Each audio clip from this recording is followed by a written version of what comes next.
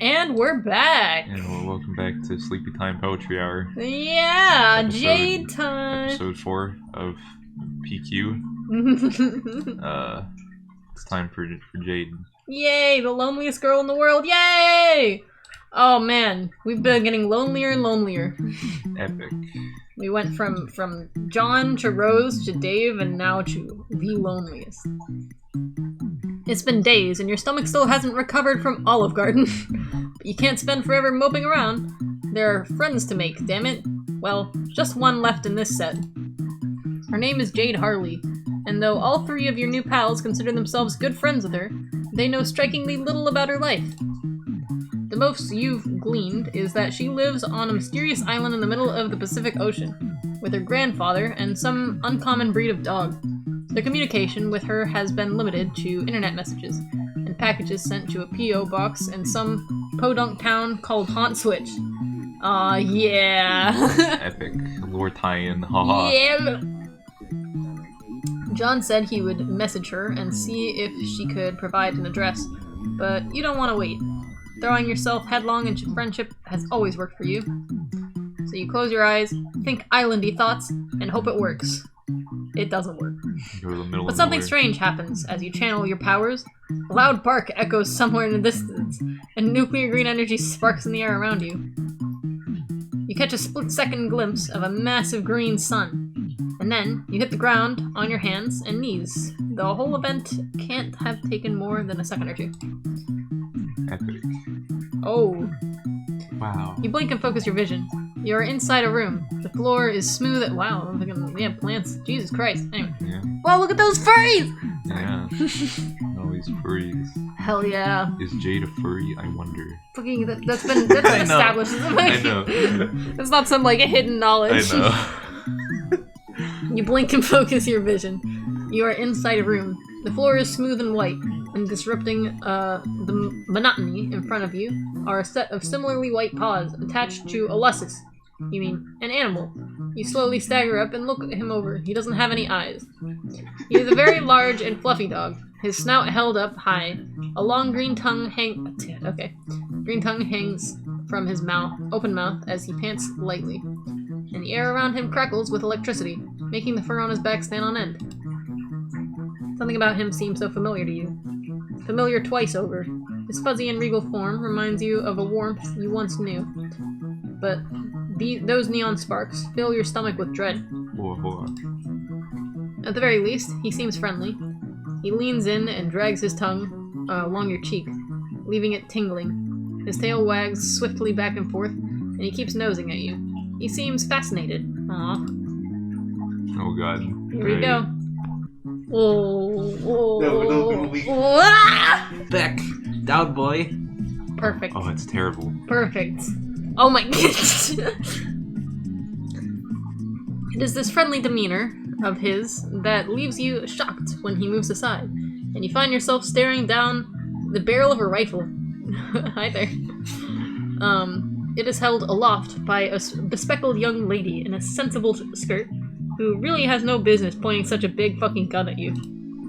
Okay, please don't panic and don't make any sudden moves. I've never shot a living being before, and it would make me very, very sad if I had to start now. Oh, okay. So this is happening now. Is this Jade? She doesn't sound like Jade, based on what John told you. She looks more like a Gigi. Anyway. Or maybe a Lynn? Right. The gun. Don't get sidetracked. You slowly raise your hands and surrender, and try to put on your most inoffensive expression. You tell her that if she started shooting living beings, you would be pretty sad, too. So why doesn't she put the gun down and... No way. I don't want to shoot you, but you are clearly a dangerous and unpredictable being, and I need to make sure I stay safe. My grandpa taught me a lot about gun safety and trigger discipline in case anything had ever happened to me. Ever happened to me. So I know that good trigger discipline means keeping your finger on the trigger at all times in case you need to blow something to bits. Uh-huh. Oh, fuck. Now let me make things clear to you. I'm a very clever girl, and you won't be able to fool me as easily as you fooled the others. Okay. In It's very obvious to me what you've been doing, and I knew you would eventually show up if I waited long enough. I like how she said, I'm a very clever girl. Sure enough, John messaged me not too long ago to let me know you wanted to visit, and so I prepared myself for your arrival. You've come to interfere with our lives, and now I want to know why. So you had better start talking, okay? Okay, you say. What does she want to talk about? You're well-versed on a variety of, eclectic subjects. So you can go on about basically anything. Wrestling, postmodern art, controversial opinions on traditional jurisprudence. But you get the feeling that this is an interrogation, and you really have no idea what she's interrogating you over. That's a very likely story. I can put two to you together pretty easily, you know. You've never showed up in any of my dreams before, and now none of those dreams are coming to pass. Not to mention that I don't even see prospect when I go to sleep anymore. And that could only mean that you have derailed the forces of fate. You destroyed John's copy of Sperm, and somehow that changed everything.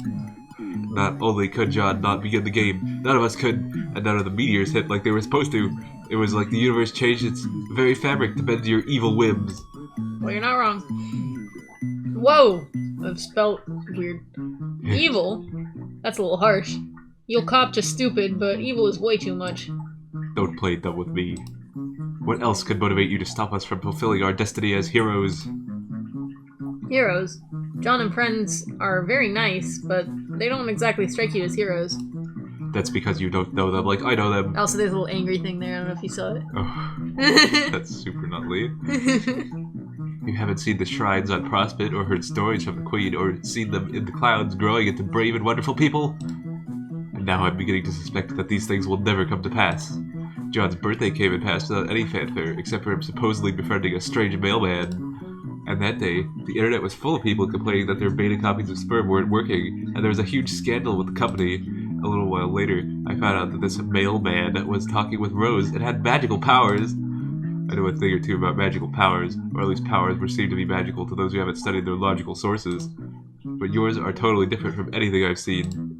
At first I thought you must be an advanced Dursite agent come to sabotage us, but you definitely aren't from Durs. Maybe a Prospedian double agent? I also considered the weird trolls who keep pestering me, but they've been weirdly quiet lately, and you don't really give me that vibe. And obviously, you are not a human. Whoa, hang on. You are a human, right? She tilts her head and gives you a little really kind of look, and your stomach twists into knots. The more I look at you, the more I start to think you're like, how do I explain this? We really don't look like a human, huh? Okay, do you know what a gnome is?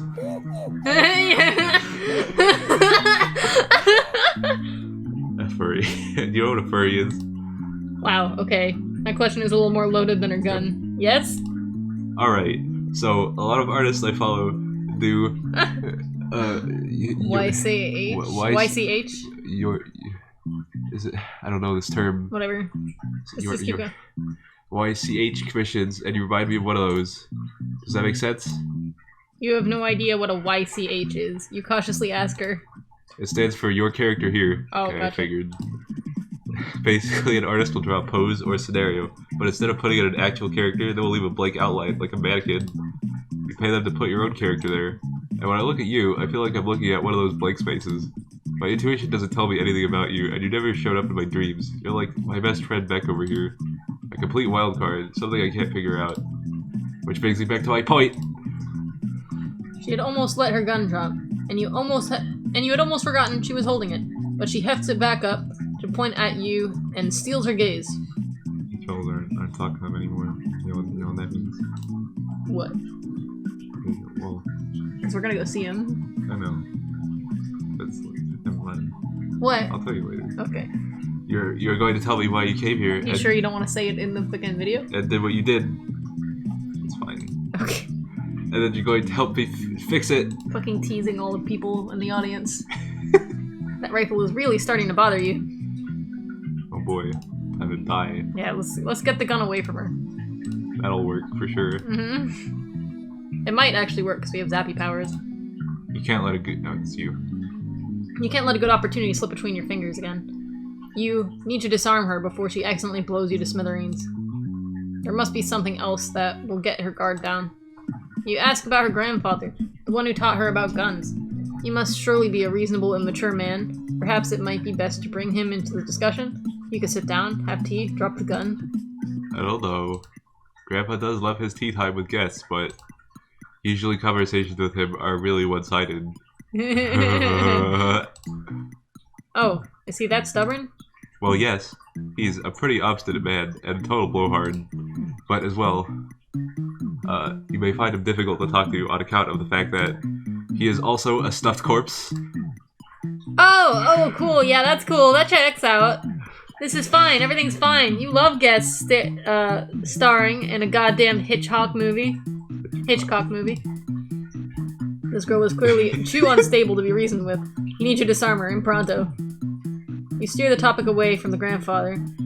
She's surely murdered. And wait for another lull in the conversation. Oh, very funny.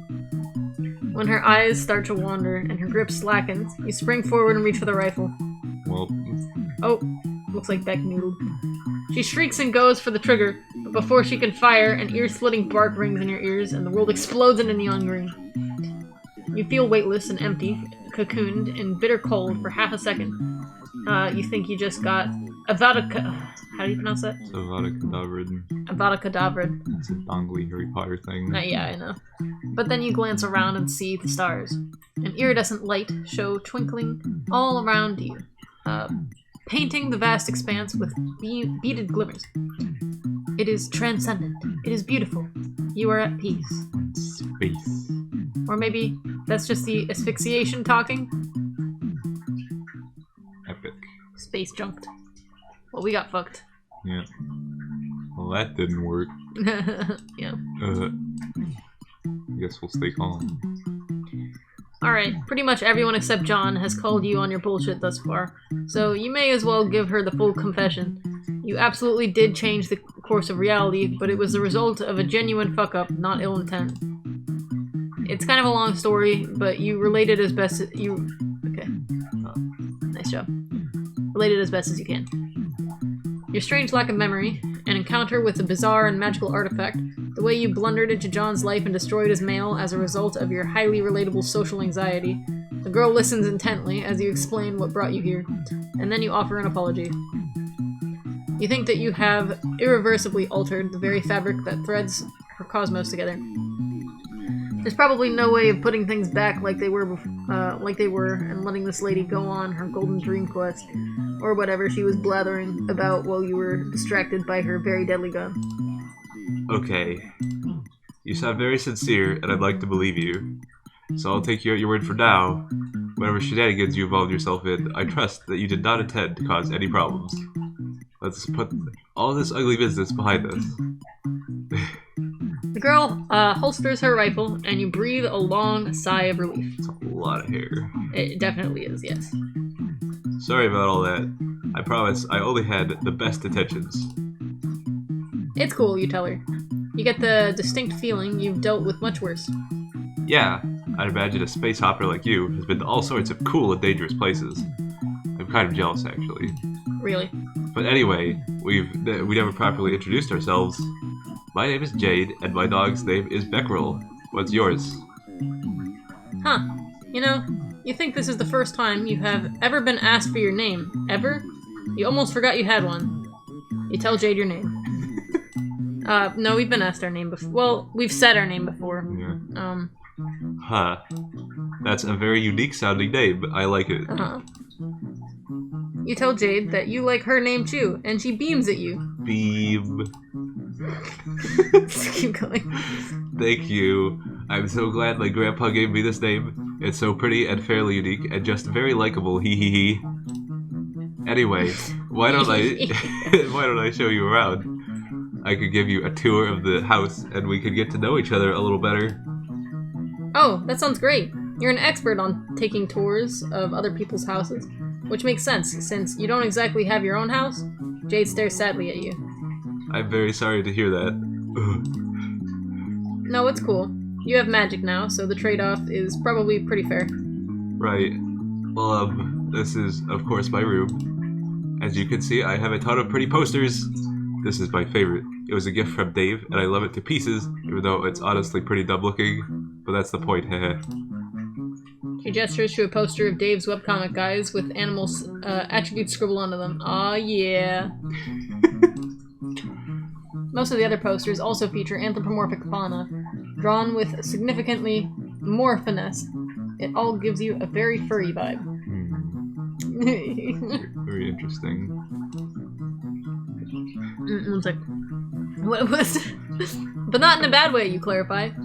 Her lips twitch in irritation. Just a few seconds ago, you were like, do you know what furries are? You know what a furry is? Because I follow a lot of furries. I'm like, Then we're like, this looks kind of like a furry. And she's like...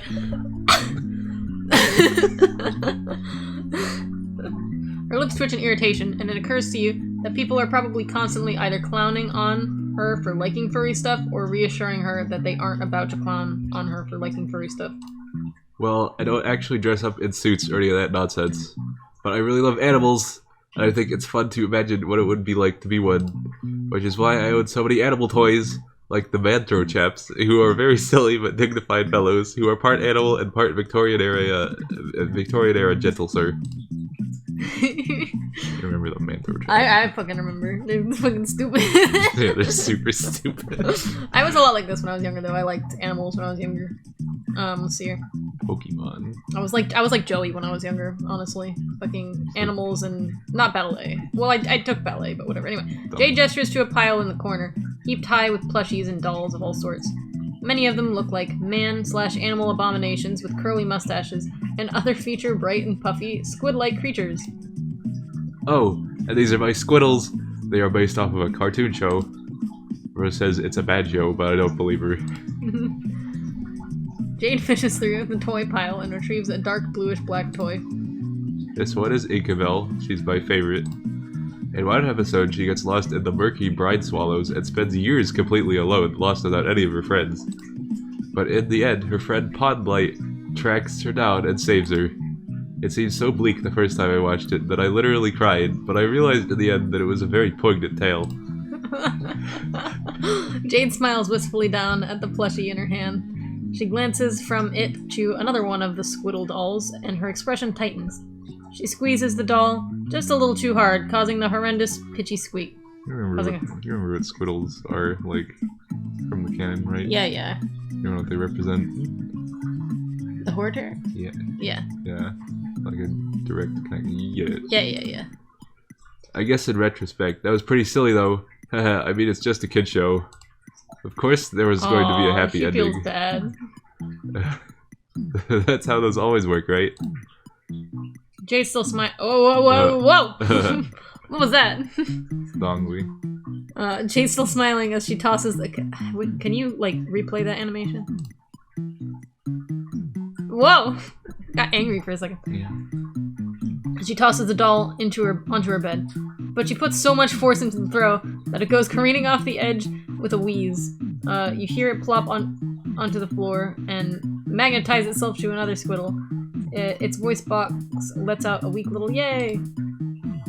Oh, Jade. Jade stands up and brushes off her skirt. Her eyes fall to her bedspread, which features a striking cloud design. She sighs slowly, and then assumes a bright smile once more. Anyway, let's go explore the rest of the house, shall we? I've got so much to show you. Jade hikes up her skirt and skitters down the spiral staircase, 2 steps at a time. You're a little interested in the high-tech devices laying on the workbench near her bed. Hang on, sorry, I lost my place, because I looked around the room. And a glowing green crystal that you think is literally uranium, but Jade's already gone, so you take your eyes away and follow. There's no more illustration. The landing below her room is a small and cylindrical, and features only a gray closet-looking device and a platform on the floor. My room is at the top of a tower, but this transportalizer will take us to the garden quick and easy. Okay, so I see. We're going. Okay. Wow, we got a transporter. Wow! She hops on and disappears into a flash of green light. You're a little nonplussed, but you've seen weirder. You step onto the platform, hear a little click beneath your feet, and in an instant you're standing in a lush garden atrium. Wow. There are exotic plants as far as the eye can see, ranging from psychedelic flora arrangements to tropical fronds to fruits and vegetables. Tall windows, but you're kind of like Jesse. Tall windows, blankets, and the walls, and tall windows, blankets, the walls, and allow sunlight to stream in. Okay, that was a typo. That's why I was stuttering so much. And said windows are coated in a steamy mist. What are you talking about? There's no typo here. Tall windows blanket the walls. Oh, you're right. I'm dumb. Okay. And said windows are coated in a steamy mist. You feel like you just got clotheslined by a rainforest. Jesus Christ. It's I hammered so much. It's beautiful, right? Jade opens her arms and spins around, gesturing to her various gardening stations. You nod. It really is. Gardening is another one of my favorite hobbies. It's a great way to get your hands dirty and do some real work. And the end result is really vibrant and beautiful. Jade waves her rough and calloused hands at you, and then strokes your fingers along the pinkish petal of an anemone, and hums a little tune toward it. One of its leaves seems to curl toward her touch. When Jade pulls away, where are the little rubber bands on her fingers or whatever? Did they forget about that? Maybe. When Jade pulls away, she skips towards one of her windows and motions for you to follow her. It's a beautiful island vista that awaits your gaze. To your left is a towering mountain that might just be a volcano, and ahead of you is a small bay filled with giant lily pads and an old mossy temple. Beyond the island, the sea stretches out to a shimmering horizon. Past that boundary line, an entire world awaits, ever out of reach. This is my home. This entire island belongs to just me, Beck, and my grandpa. It's a very peaceful place. The greenery is so lovely, and the bay is very fun to take a dip in. There's some mysterious ruins down there, too. I've always been very curious about them, but Beck won't let me visit them. I guess he thinks they're too dangerous. Grandpa's been in there plenty of times before, though. Could her grandfather give her a supervised tour? Oh, Grandpa doesn't really move much anymore. He spends all his time having tea parties in the foyer. Lol. He's quite old then? You could say that. I don't know, she doesn't just... do any of her friends know he's dead? Jane wanders away from that window and toward another one, whose view is exclusively centered on the rolling blue. She presses a hand against the misty pane and sighs. You know, Dave talks a lot about coming to visit me here. I mean, all my friends do, but Dave especially. In his usual Davey way, of course, which means making lots of jokes and not sounding very serious about it. Yeah, I'm itching to put on my safari hat and come tracing down to Doomdeath Archipelago to get my ass murdered by Infinidog, the Eldritch Retriever. Stuff like that. I know he really means it, though. He wants to see me, just like I want to see him. But it's just wishful thinking. Oh, do you have a crush on him? He doesn't know where this island is. Even I don't know where it is. All deliveries here go through some company P.O. box my grandpa set up before he died, and it's not marked on any maps. Because this is a special island with all sorts kinds of important secrets on it, I guess. Or it was special. I was special. But not anymore. Now I'm just a regular girl stuck alone on this dumb island for the rest of my stupid life. Whoa, you asked Jade if she's feeling alright. Yes, I'm totally fine. Just peachy, thanks for asking. Oh, baby. Come on. Oh, sorry. Come on, let's keep up with the tour. There's no time for dilly-dallying. My grandpa's collection rooms are up next. The first one is full of his big game hunting trophies. I never shoot an innocent animal, and I think the trophies are pretty hideous. Oh, Joey can. But I do have to admire his great work stuffing them, I guess. It is really hard to properly stuff and mount something, trust me. And he has some cooler stuff on the lower floors, like all these badass knight statues, or these, faded blue portraits of pretty ladies. Okay, I'm going to be honest, most of Grandpa's collection stinks. But I think what is important is that what it all represents to him. He's been on all sorts of incredible, amazing adventures, and he has this huge array of interesting things to show for it. You tell Jade that her grandfather sounds like a hell of a guy. He sure is. Back when I was little, he used to go on trips She's so cute. I fucking love her. all over the world, and come back with so many interesting stories and new souvenirs. I was so awed, and I guess a little jealous too. Sometimes he would be gone for days or even weeks at a time, and it would just be me and Beck holding down the fort. Sounds like my grandfather, actually. He would go on a lot of trips around the world. You're a dummy. I was always so happy when he came back, and I listened to his tales without making a single peep. But He ever asked me if I wanted to come along for an adventure, no matter how obvious it was that I did. I guess that's just the way of life for adventuring folk. It's no time to be tied down, even by the people you love. They could stay at home and wait for you to come back. My grandfather would always, like, bring back stuff from his trips. But he wouldn't be, like, gone forever. It wasn't this bad. You dummy. That's how it was for my grandpa, at least. What about you? You're an adventurer, too. You visited all my friends, and you've surely been to other awesome spots around the globe. So, I bet you've left someone waiting for you, too, haven't you? Frost floods your veins and nestles into your heart with a burning chill, for reasons you don't quite understand. Jade tilts her head and bores you said you don't have her memory. Bores into you with wide, curious eyes. One of her hands is balled up into a fist, and both of them are trembling as she watches you. Geez, you're gonna have to coach another kid through parental issues, aren't you? You swallow down your sudden anxiety, force a smile, and remind Jade that you're suffering amnesia. Oh, right. Well, it's just this feeling I get, you know? I have great intuition. Oh. When she smiles, the corner of her mouth twitches. It's now or never. Would she like to talk? I said I'm fine. There's nothing to talk about. Unless you want to talk about, some of these flowers. Isn't this one such a lovely yellow? Surely there's nothing wrong with a good old feelings jam, right? Jade's an expressive, empathetic girl. Feelings jams could be her thing. You think that, but she's still steadfastly ignoring you. Hey, how about this orange with a goofy face on it? Why don't we boggle at it for a while? Jade, something's wrong. You need to talk this out. That's what you do. You're a talker. Why don't you two... Oh my god, just shut up. Please just shut your stupid fucking mouth. Of course something is wrong, and that something is you. Oof. Got him. There's a long pause. Jade stands there, her eyes wide, shocked at her own outburst. She wipes a tear from her cheek, takes a shaky gulp, and then sprints back up the stairs. Oof, that didn't work. You stand there for... Yeah, we're so confrontational all the time. You stand there for a while, feeling a little, feeling like a tender. AAA grade jackass steak. AAA grade jackass steak with baked douchebag potatoes on the side. Then you sigh and steel yourself, and make a trek back up to her room. Jade is nowhere to be seen. Beck is pawing clumsily at a large, suspiciously jade-shaped lump beneath the covers of her bed. You clear your throat and ask her softly if she wants to talk.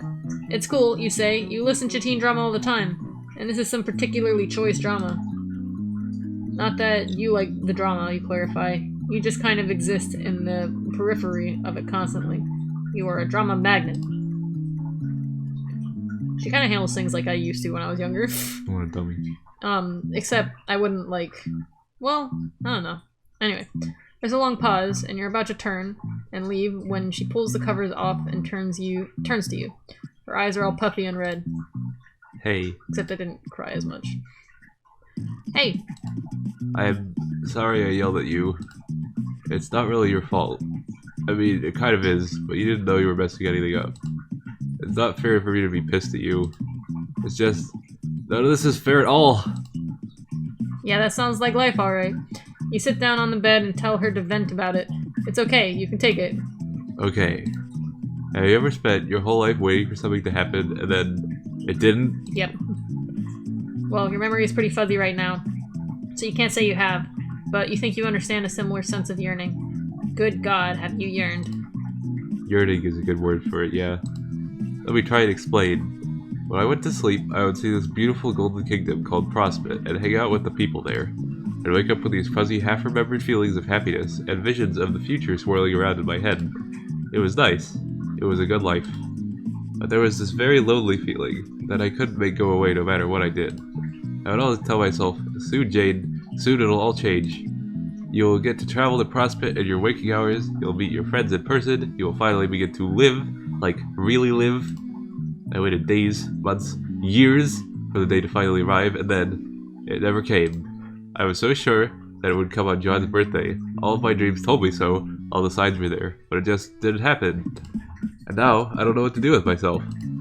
I was able to ignore the lonely feeling because I knew that it would disappear one day, but now that day has slipped me by, and it's like all those years are catching up and crashing down on me at once, and I feel so small and helpless and sad. like the loneliest girl in the world. Yep. I don't want to put this all on you. That really is quite miserable. But wouldn't be very nice. But it's just, it's not fair! Yeah. Jade vaults from her bed and stamps her foot in the ground hard. Her face is flushed and streaked with tears. Tears and snot. She looks awful, frankly. Like someone who's been holding it all in for far too long. Beck gets up and starts licking her cheeks, and she holds him off until she can wipe her face on her sleeve. Thanks, Beck. At least I've got you for a best friend, right? Jade settles back onto the bed, stroking Beck's fur softly. Yeah, animals are really great when you're fucking. I have a lot of complicated feelings about all this, I guess. So complicated and painful that I'd rather just pretend everything is okay. But now I can't pretend anymore, and these feelings are all that's left. And I hate feeling so glum. I hate sitting around being all sad and useless. Yeah. It's stupid and pointless and a waste of my fucking energy, and it's not who I am, and I'm just dumping it all on you. I'm sorry. I really am. Yeah, she really is kind of... Anyway, man, you just completely fucked up this girl's life, and she's apologizing to you? Now you feel like a delicious 3-layered shithead tiramisu served after a nice meal of steak and potatoes you had earlier. You really want to help Jade. And while you still don't quite get all of this magical moon stuff she's been talking about, you do get how it feels to be lonely. That's something you can help with. You offer her your hand. Want to go see the world? She sniffles and lightly shakes her head. It's not going to work. Well, there's no way to know unless you give it a try, right? She nods, stands up, and takes your hand.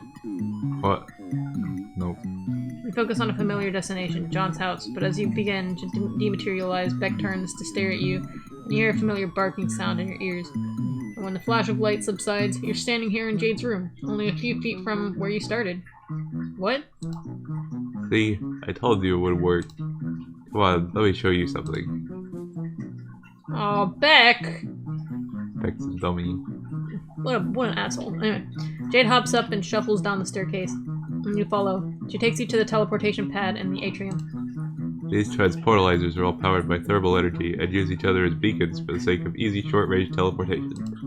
But if you hook one of them up to a uranium converter and modify the coordinates specified on the logic board, you can theoretically go anywhere in the world.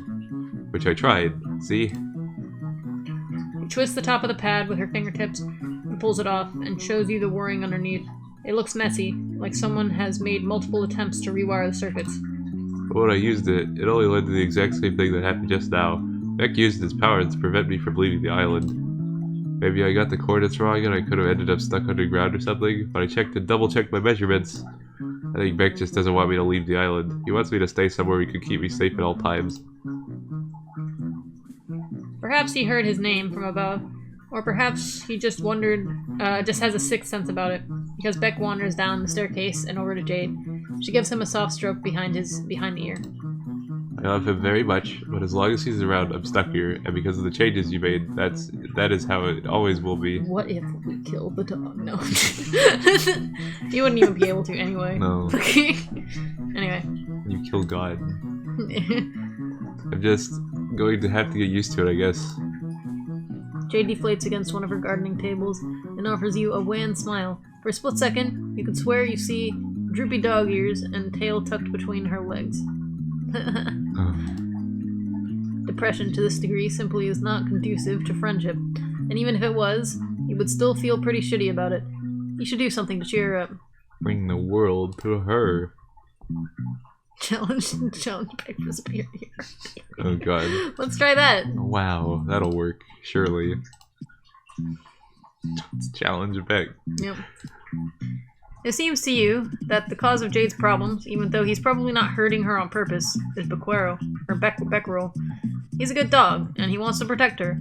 But the time for that has passed. Jade has a new omnipotent friend in her life, and she's got places to be besides this island. There's only one thing for you to do. You need to establish yourself as the new alpha of the pack, and you must win the right to escort Jade to visit her friends. This is how dogs work, right? Yeah, it is. Definitely is, you think? Teleport Beck into the sun. You square up, bend your knees, and tense your palms. What are you doing? Don't worry about it, you tell Jade. You're practically an expert in Lessus wrangling techniques by now. In what techniques? She shouts behind you, but you're already charging. Beck doesn't see it coming at all, perhaps because it's such a spectacularly stupid thing to do. You go tumbling, or because he doesn't have eyes. You go tumbling to the ground with him, and manage to pin him. You know exactly what you do. Okay. You know exactly what you do now. There's only one possible course of action, and it has been how do you say that? Inculcated with much how do you say that? With such mimetic gravity. Mimetic gravity that you are entirely certain it will work as intended. Oh, yeah. Punch Beck in the snout to establish Well, it's one superiority. choice, so... Yeah, don't fucking save, dumbass. Well... You punch Beck in the snout to establish superiority and immediately realize it's not working as intended. I think that was a bad idea. What the fuck? Oh no. He snarls and flares up neon green energy tackling around his body.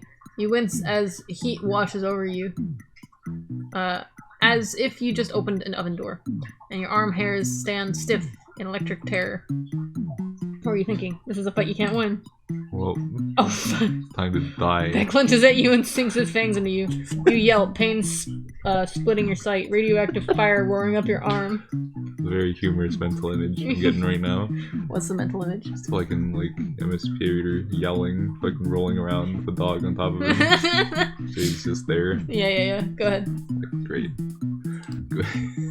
You yank yourself away and instinctively try to teleport, but as you disappear, Beck's teeth catch your shoulder and hold on tight. The two of you go hurtling through the nothingness, and you're pretty sure you've left blood spatters on some meta-narrative construct, like a website scroll bar, or the Renpiece debug screen or some shit. Eventually you come exploding back into cannon, and bounce off a purple spire with an ungainly smack, dislodging Beck in the process. You tumble onto a bridge and scatter some dudes in goofy jester outfits, and Beck lands in front of you. Good boy, can we call it even here? Oh, He snarls and green flames crack the stone beneath his feet. So much for that.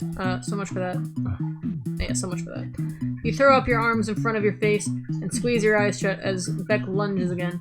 But you don't feel the sting of his fangs against your teeth. your flesh. Against your flesh, yeah, fucking. Instead, you feel the singularly odd sensation of your body passing right through Beck's, as though you have just had a window thrown at you. Like a reverse defenestration? Refenestration? Unfenestration? The world beyond your eyelids strobes green, and when you open your eyes, you find yourself staring into a massive verdant sun. Alright, time to die. You think that when Beck went in for the kill, you must have phased through him as his powers surged? It was pure dumb luck. You can't imagine what kind what kind of precise timing it would take to pull that off on purpose. The good news is that you're alive. But the blood loss is really doing a number on you, and you can't focus your powers. Your vision flickers at the edges, and there's a ringing in your ears louder than the flickering flames of the sun. You only just barely hear a voice from beyond you as your eyes glaze over. That's you. Oh no. It's a lisp.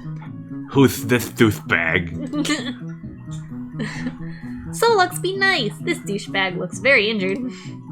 I think they're going to have to restart and try again. Better luck next time. Wow. Oh well. Alright. Wowie. We died. That sure was a fucking adventure. That was... Wow. Yep. Don't hit the dog. Yeah. Bad idea. Really bad idea. Alright. Explore. You present your most finely honed smile of confidence and urge Jade to stand. This is no time to mope around. There is plenty of fun to be found without leaving this island. Also, you could bring someone to Jade. You suggest that perhaps with your help, you can give her the opportunity to explore the temple. That temple she's always been curious about. Really? That would be super fun. But what about Beck? Oh, there's nothing to worry about there. You have a genius plan, you tell her. You tell her to just head on over to the temple and you'll take care of the rest. Okay, if you say so. Please don't do anything to hurt Beck, okay? I love him to bits. You wouldn't dream of it. Not on this route, at least. Jade transportalizes downward, and you turn your attention to Beck, who is idly sniffing one of Jade's plants. You advance on him slowly, with intent. You know what must be done. Pet the dog. You get right in there. You pet the hell out of this dog. You employ all your strongest pamper techs, like the quick scritch up, the mane massage, and the rare Coddle Brand X Doge Smite. So bad. Somewhere in the distance, a bluebird observes your masterful display and chirps happily. Oh. But suddenly, Beck's head snaps up, and he points his snout in the direction of the temple. Whoa, whoa, whoa there, buddy. Now is no time to be thinking about Jade. Now is belly scritches time. You start rubbing Beck's stomach, and he flops onto his back with his tail wagging, and his feet curled up. Who's a good boy? Beck looks up at you, and you see the cosmos reflecting in his deep, piercing eyes. Okay. And you understand. He's a good boy, and he knows it.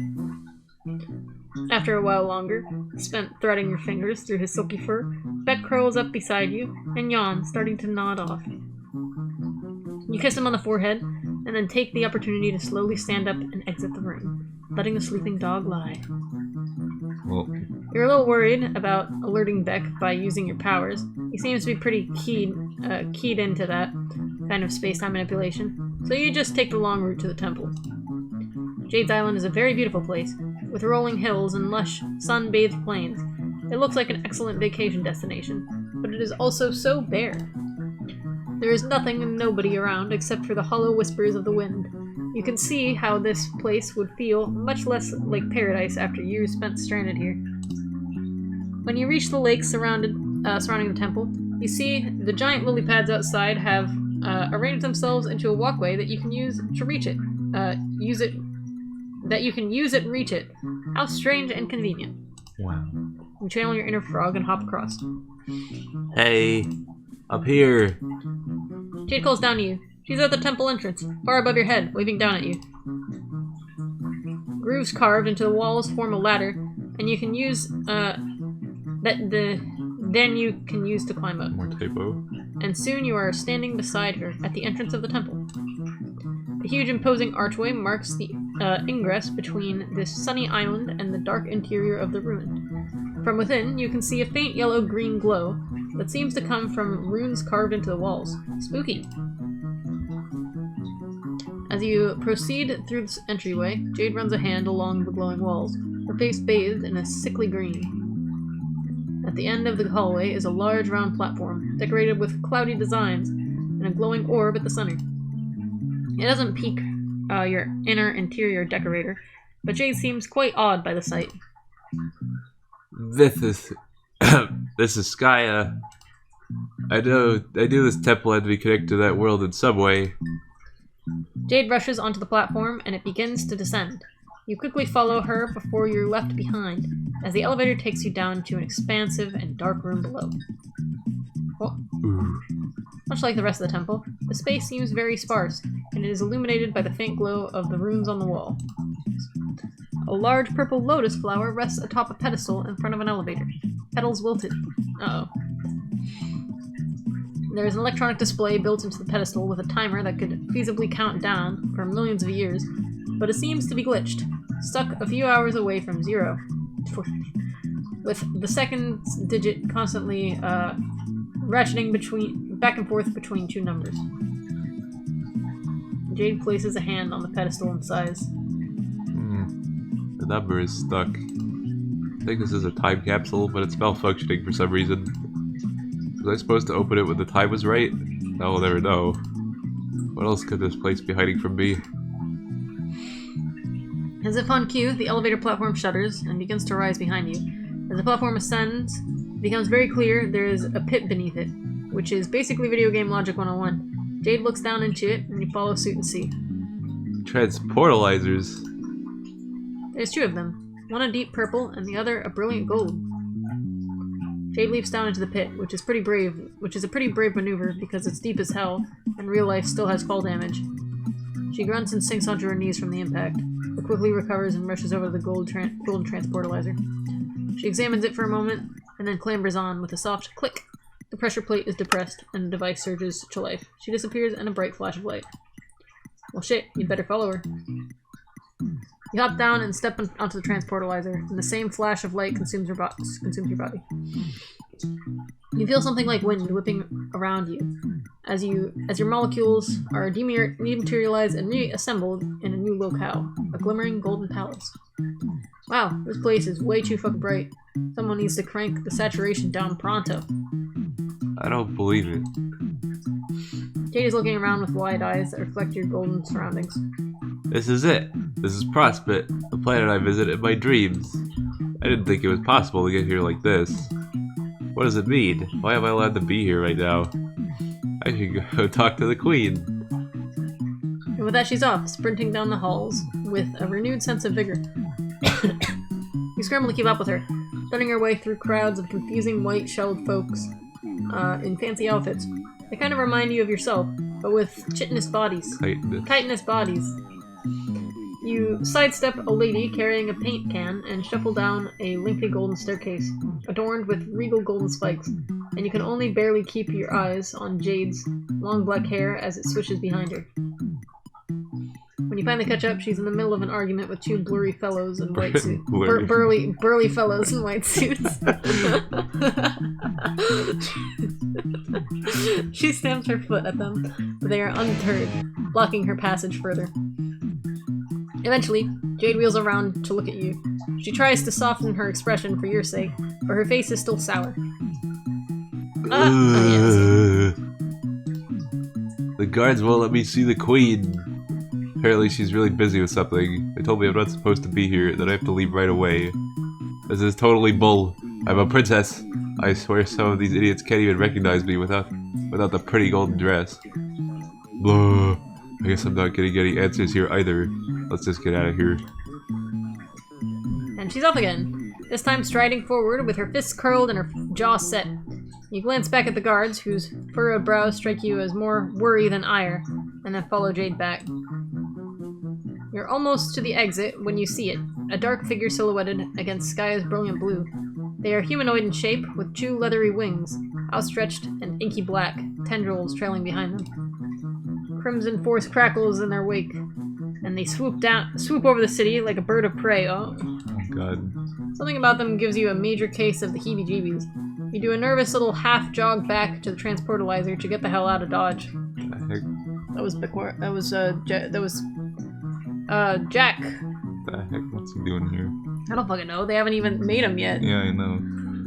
The temple feels oppressively dark compared to the blinding bright of Prospect. You spend a while blinking as your eyes readjust. Transportalizer you just used flares up red, and then cracks. That's probably not a good sign. Is it? You do what you do best. Ignore it and climb out of the pit. Oh God, Jack fucking destroyed Prospect. Yeah, he sure did. Jade is standing beside the Lotus... Are you gonna check out Durst? Guess not. Lotus contraption running her hand along one of the pedals with her face set. What does all of it mean? Yeah, that's a good question. Was this here all along? Okay, I have no idea what the fuck just happened. Has my grandpa been to Prospect before? If I could go there, then it must still exist. The game must still exist. But how? Yeah. None of it makes any sense. Yeah, it really doesn't. I need to think about this. You follow Jade slowly back to her house as she mumbles to herself, brows furrowed. You can barely catch what she's saying, but she's clearly thinking hard. The clouds have never been wrong before. Is it too early? Is this meant to happen? Once you reach the atrium, Jade lets out a sharp breath and nods her head. Resolute, she turns to you. Alright, I think I understand. Please explain. I know what's going on now. Great. You offer your most winning smile. What's the sitch? Well, the truth is, I was always being very immature about the idea of being a hero and having a destiny. Life isn't like in kids' cartoons after all. Heroism isn't all rainbows and sunshine, and it's childish to think that everyone gets a happy ending. That kind of storybook stuff doesn't really exist. To be a real hero, you have to be prepared to suffer horribly. Yep. It makes sense when you think about it. If everything came easy, there wouldn't actually be anything heroic about it. Yep. Why else would my grandpa have put me on this island? Why else would Beck want to keep me safe here even now that everything's changed? It's because it's my destiny. I have now proved that I'm willing to suffer and willing to sacrifice. That has to be it. This can't all have been for nothing, right? That's not the way the world works. Everything has a purpose, even if it's not clear at first. Seeing Prospect in the flesh reminded me of that. My purpose is to do what I've always done, what my grandpa and Beck have helped prepare me for. I know I'll be really lonely, but in the end, it means everything will continue to play out the way it was meant to. Uh-huh. It's a very noble job, and I've got to be the one to do it. You're at a loss for words. This really doesn't feel like the right takeaway from all this, but you don't know Jack. At least she has hope. But, oh no, baby. You don't. But you don't know Jack about Suburb or Destiny or any of that nonsense. So who are you to say otherwise? So thank you for helping me visit Prospect. I wouldn't have figured this all out if not for you, and I'm sure that meeting me is one step along the way towards your mysterious fate as well. I'll be rooting for you. Jade erupts into a broad, beaming smile. It might be the first completely genuine smile you've seen from her this entire time, but that doesn't make you feel any better about it. In fact, it's more of a knife twisting in your gut. And yeah. And when she throws her arms around you and hugs you tight, the knife pushes deeper into the bone. Well, you probably have more important stuff to do than keep hanging out with me. I'll let you get back to it. Jade turns around and heads for the staircase, leaving you to stare at her— I'd fucking cry. At her retreating form. Is this it? Will you accept the new destiny you've written for Jade and allow her to stay trapped here on this island? Well, wow, there's another choice. Another choice. Do not accept. Not accept. No. Some people might take this as a lesson in the responsible use of reality-altering powers. Some people might swear off manipulating canon entirely, but not you. What's the point of having sick-ass powers at all, if you never use them? Maybe some god is going to punish you for the way you've been fucking with the universe, but right now you don't care. This girl would burn herself to ashes to keep her friends warm. The least you can do is risk the flame for her sake. And quickly sprint up the stairs. Oh, you're not leaving. Don't you have places to be? I'll be fine here alone, I promise. It's my duty. I'll get used to it eventually. You can't imagine she's okay with that, no matter what she says. Does she really want to stay alone for the rest of her life? Well, of course not. What I want to do is explore the world and hang out with all my pals. But it's not about what I want. It's about doing what has to be done. That's what it has always been about for me. Well, that's bullshit. Huh?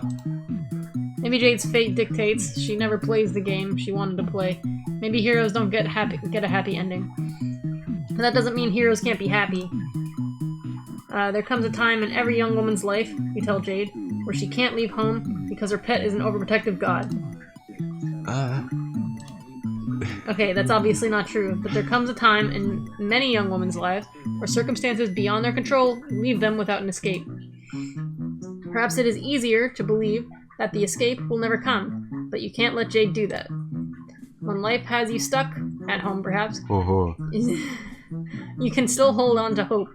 You can fight, no matter how long you have to wait. You can keep looking for another chance to see the world. And if the universe tells you to sit, stay, and roll over, you look the universe dead in the eyes and ask, "Who do you think is the master around here?" And then you tell it to the motherfucking heel. Yeah. Yeah. You're right. Even now, I was still being childish. It was easier to tell myself to be miserable for a noble cause instead of holding on to hope and maybe getting hurt again. But I have to have hope. That's who I am. I'm a hoper, not a moper. Hee hee. I will keep trying to convince Beck that it will be safe for me to leave the island. Things have changed and maybe he doesn't realize it yet. He's kind of a silly dumb dog at times. But he loves me and I love him and we can work it out. Maybe it'll take a while, but I'll definitely figure things out. And while I wait, you'll come visit me sometimes, won't you? Of course you will. You are not in the habit of abandoning your friends. The idea is unthinkable. You promise Jade that you will come visit her. It's fucking Daria.png. Yeah. There was a fucking meme about that. Yeah. Yeah, you saw. Yeah, I saw. The fucking Spinel one. Yeah, you don't. Yeah. Come visit. Come visit! A light bulb goes off in your head. One of those cool LED bulbs that kind of syncs up your phone and changes colors and spies on you for the government. Party time. Aw, yeah. You asked Jade if she's ever had a slumber party. A slumber party? No, I've never had one. It sounds exciting, but is it really a party if there's just 2 people and a dog? That sounds more like a mild slumber hangout. Don't worry about it, you tell her. Just start getting the place ready for a bash. Pull out the sleeping bags, conjure up some lightly irradiated, time to kidnap some kids. Irradiated snacks. Irradiated snacks, pump up the fresh jams, etc., etc. I don't know if we even have sleeping bags, but okay. I'll see what I can do. Maybe there's something useful in my grandpa's old supplies. You shoot her a confident salute, and then dissolve into the ether of cannon. What? Alright, Egbert, up and at him! It's party time! Yeah, kidnap kid time. John yelps and tumbles out of his chair. Beck was there, though. I don't know if Jack is gonna let us do this. Crashing to the ground in an undignified heap. It looks like he was in the middle of debugging some code on his computer when you interrupted him.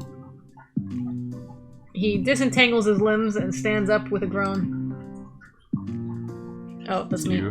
Okay, Magic Mailman. We need to get some things straight. Your powers are extremely cool, but using them like this is kind of lame. Jump scares rank very low on the prank scale. They don't take any effort. They are just sort of mean and annoying. Exactly. You apologize for scaring. You apologize for scaring John. You're just in a very excited mood right now because it's time for a motherfucking slumber party. Oh, cool! I've never been to a slumber party before. Who is it with? You grin. Don't you already know who with, John? The American Association of Mailmen? You give him a blank stare.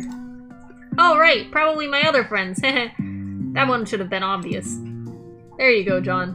You tell him to pack up whatever supply- oh, this is gonna be great. Supplies he thinks he should bring. And then get ready for another whirlwind ride through space-time. I don't know. I should probably do the responsible thing and let my dad know I'm going on a trip. Even if I will be back soon. Okay, that's fine, you tell him. But don't take too much time. This route's already getting pretty long. Cool. Okay, what should I bring? Dude, fucking Dressy's route's gonna be insane. You're so dumb. Oh, I need to grab some movies. Definitely. Dave will be there, right? I should bring some... How do you pronounce it again? McConaughey movies. So he realizes I was right all along about Matthew's stellar acting. Oh, and of course some snacks.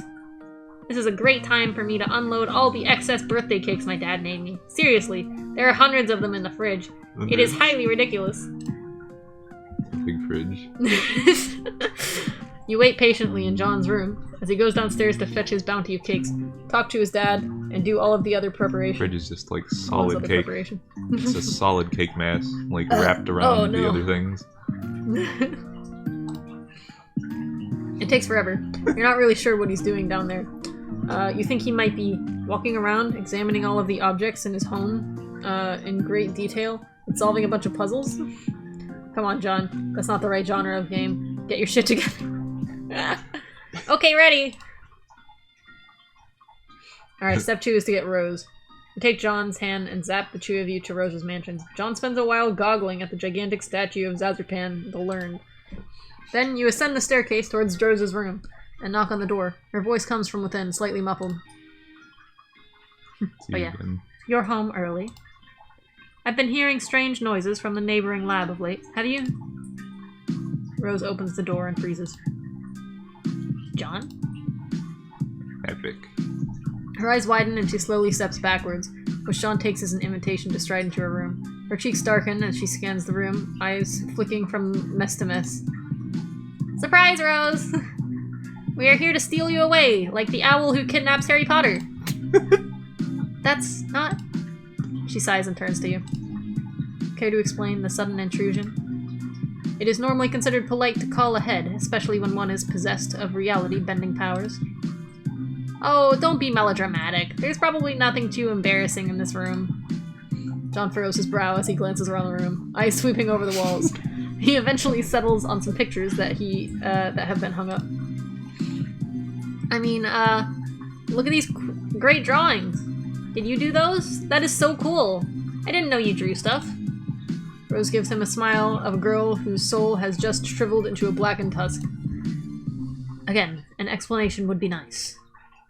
You explain that you've come to collect Jade's friends for a slumber party. I see. The commercial and critical failure of Suburb must have impacted her more strongly than I anticipated. She was really looking forward to playing that game with us. Yeah, that's putting it lightly, probably.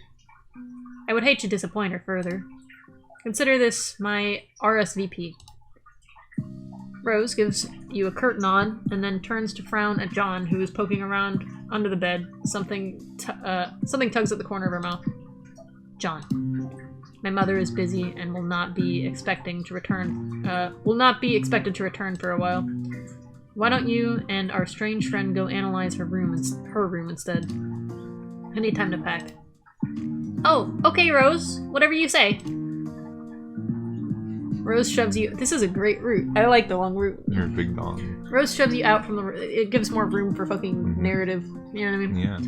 Rose shoves you out of the room with more strength than you expected from a 13-year-old girl and shuts the door hard. Man, I hope Rose realizes that I was being serious when I said her drawings were good. We tease each other a lot, but she's really cool. John speaking loudly enough that Rose can almost certainly... That's how I handle things. You dummy. Hear him from the other side of the door. You think he knows that, but you don't say anything, except to casually suggest that you and John go wait downstairs and admire all the ridiculous wizard art. He agrees. I find it kind of funny, because he said that right by the door, and I was like, I wonder if Rose could hear. If I was in this situation, I'd fight him. You're a dummy. God, this wizard is this house is so weird. Who needs a giant statue of a wizard? Where did they even get this? Hobby Lobby.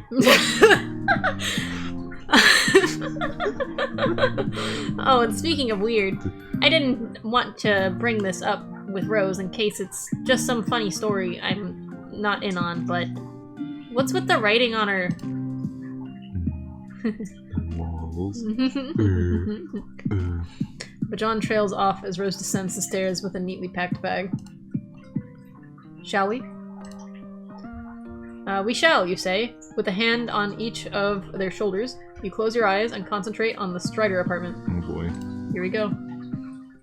You're aiming for the hallway outside the front door, but this power is still taking some getting used to, so instead you pop into existence right on top of Dave's bed. He's having a way outside. He's like masturbating. So bad. No, no. That'd be terrible. That would be so bad. That's awful.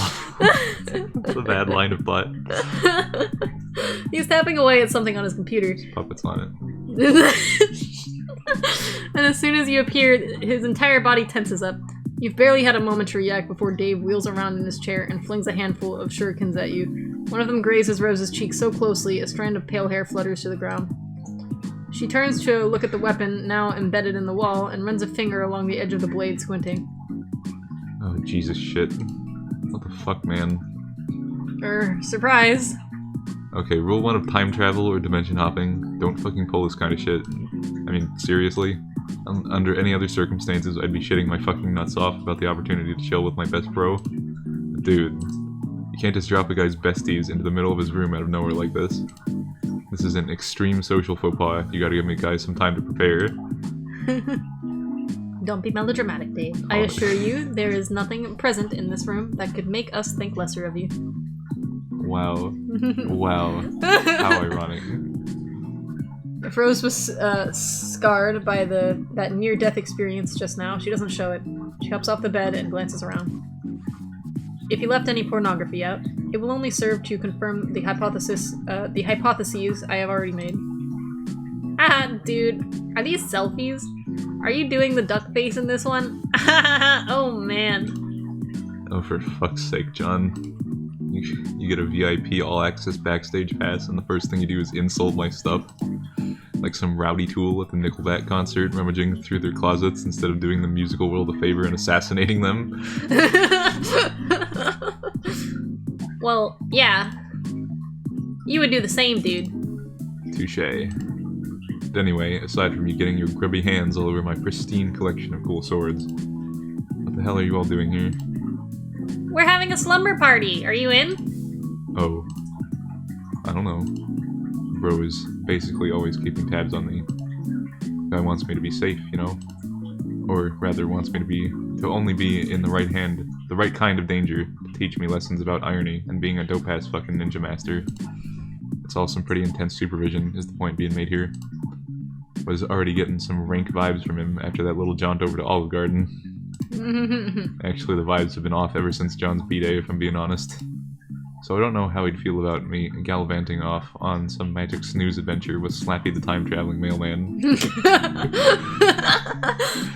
Seems like the kind of thing he'd take issue with. Oh, come on. He can't be that bad. What kind of guy wouldn't let his brother go hang out with his friends? Yeah, I guess. Would be a pretty shitty kind of guy if he did that, wouldn't he? Dave stares off into the middle distance for a while. Rose observes him intently. Psychoanalyzing. Look, Dave, I don't think it would feel right if we all had a big slumber party and you weren't there. Jade would really miss you. As would we. Yeah. Oh, sorry. Dave glances furtively around the room as if he's expecting a camera to blink at him from up in one of the corners. Alright, I'm in. Let me just grab some subs. That's supplies, for short. Hey, mailman, what's Jade's hell dog like? Do I need to bring one of those cool-ass swords? Cool? These swords are like $5 Chinatown swords, aren't they? What? No. Okay, listen. Well, Dave grabs his stuff and John heckles him affectionately. Rose's attention has been drawn back to the shuriken Dave threw at her. You stroll over and ask her what's up. She responds with her own question. Have you been introduced to Dave's brother? Not yet. You've heard a lot about him, though. For the sake of diplomacy, you only briefly touch on the opinion you formed. He certainly seems like a fascinating man, the kind of individual whose brain I would love to pick apart to find out just what twisted mechanisms fire off within its chambers. So, that's what she's thinking about. Dave's bro? Rose chews on her bottom lip. Not exactly, but an adjacent topic. Dave. I'm mulling over the ethical quandaries presented by the existence of powers esoteric. What? It's nothing to concern yourself with yet. We have a party to attend, apparently. Yay, look at them all! Yay! Look, their shading is like slightly tinted. You're right. Sure are next to each other. Right. Dave is done packing up. You open both palms and suggest that everyone hold hands so you can best channel your powers. Dave doesn't actually get included because he's on the other end, not actually touching him. Really? We're holding hands? God, this is so lame. But he does it, and when he clasps John and Rose's hands, he shifts around and blushes faintly in a manner that suggests he doesn't really think it's so lame. In fact, he may think it's the opposite of lame. He may think it is rad. And he'd be right. Friendship is the raddest thing of them all. Wow! You're full of warm and fuzzy feelings. Fuzzy friend feelings, as you teleport back to Jade's atrium. I wasn't sure if this would work because I did think the route was getting too long. Yeah. And I figured Beck would be like, ah, nope. Back to Jade's atrium. Wait, no. That's just the feeling of your body dissolving and reconstructing itself halfway across canon. They are very similar feelings. You head to the base of the staircase, where you call out to Jade. Her guests have arrived, you tell her. Jade rushes down the stairs and nearly trips over her skirt. Her expression is tight and anxious when she sees your motley crew standing there. She freezes up. Her breath hitches in a half sob. You really did bring them. They're here. You're all here. Jade breaks into a wide grin and sprints forward, launching herself like a missile at her friends. Dave throws himself bodily out of the way, and Rose takes an alarmed step back, leaving John to bear the full brunt of her affections. She crashes into him, and the two of them go spinning around and around as Jade laughs breathily. Whoa, whoa! Calm down there, Jade. It's nice to see you too. Tears are beating in her eyes, and she squeezes him tight, and then pecks his cheek with a soft kiss. Oh, John, I'm so happy to see you in person. In waking person and everything. I've spent so much time watching you sleep. Haha, what? Jade swings around to look at her other two pals. Come on, you two, too. Get over here, we are having a 4x hug combo right now. Silly. Rose and Dave cautiously step forward and with John's help. And Jade. With John's help, yanks them both into a tight embrace. She smooches them on the cheeks, too. Rose's face lights up with a blush, and Dave nearly goes catatonic when Jade pulls back. She's clutching John's hand and tugging so hard she might pull the damn thing off.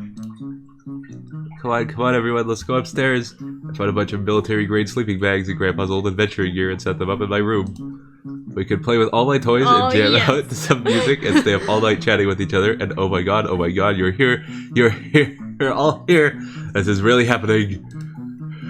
Jade's next laugh verges on hysterical, and she's got tears streaked down her cheeks. Dave looks a little perturbed. Wow, holy shit. It's cool, Jade. I need to get so like this. Kind of fucks me up seeing you cry. Not that I'm trying to make this all about me. I mean, Dave, you're doing a horrible job of comforting her. Jade, come here. I shall hold you in my arms! It's Rose, dummy. Yeah. You read with John's voice, that's all. Oh. No, I thought I read that right.